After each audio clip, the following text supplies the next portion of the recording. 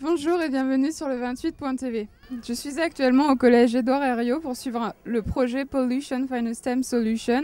Ce projet consiste à sensibiliser les élèves sur la pollution au sein du milieu scolaire de façon ludique. Un groupe de collèges européens a obtenu une subvention importante pour réaliser leur projet. Nous avons interviewé les protagonistes de cet événement.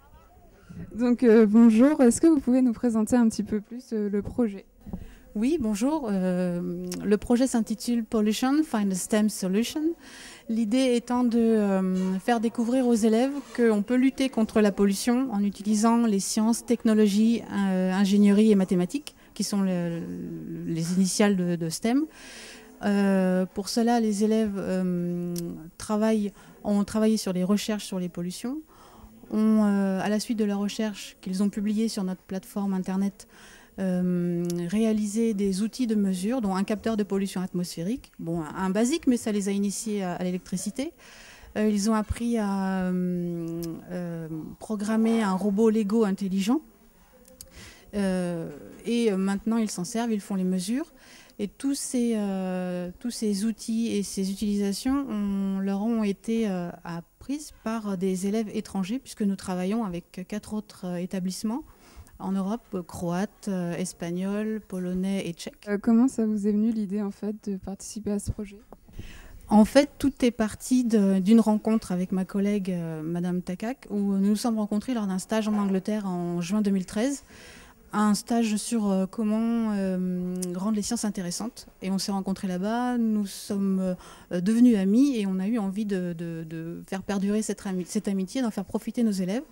Et de là est venue l'idée de travailler à la fois sur le développement durable, les sciences et de monter un projet Erasmus pour lequel nous avons travaillé plusieurs mois, déposé le dossier en mars 2013 et obtenu la bourse en mars 2014 et obtenu la bourse en août 2014.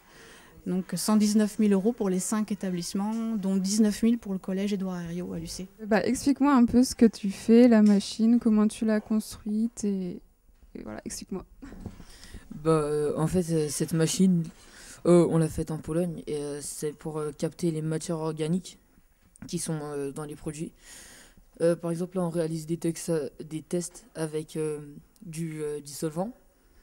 Et en fait, on a branché un voltmètre avec.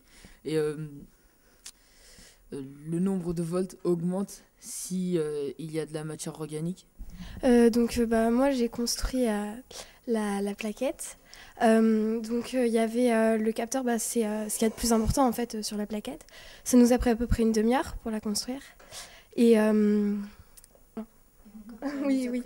oui, ça va. C'est pas très très long.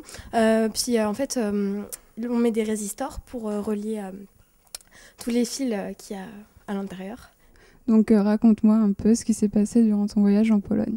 On a construit des éoliennes, on a pris des mesures avec des capteurs qu'on a parlé précédemment. On a fait des activités scientifiques, on a été visiter des châteaux, voilà. Why did you choose to do this project? What was your motivation? Oh, well, I did a part of this project, the air measurements. En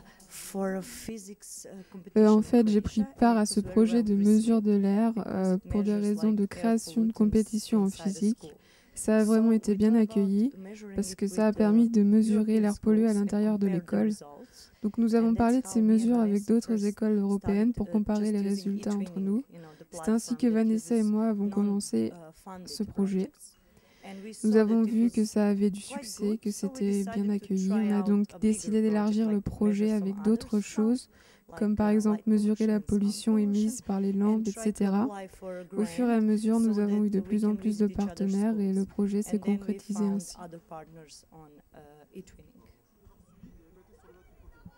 Merci de nous avoir suivis et à bientôt sur le 28.tv.